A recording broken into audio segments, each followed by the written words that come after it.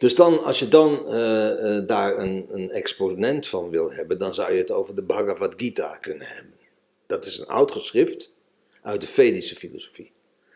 Want op mijn website zelfkennis.nu baseer ik me enerzijds op de vierde weg van die twee jongens die we er hiervoor hebben besproken. Ja. En anderszins op de Vedische filosofie, die veel meer een hartsweg is. Ja. Dus natuurlijk herkent de Vedische filosofie allerlei theoretische uitgangspunten. Dat is het ding wat zeker is. Ja. Maar daar is het toch niet om te doen. Je merkt echt wel dat al die rituelen zijn gebaseerd op devotie aan allerlei hindoeïstische goden en noem maar op. Dat is een heel enorm stelsel. Ja. De bekendste die wij kennen is natuurlijk Sri Ganesha, de olifantgod. Ja. Die ook die is heel in populair. jouw podcast is gekomen. Ja, die is ook in mijn podcast. Ja, zegt hij dan, ik wil er graag over praten.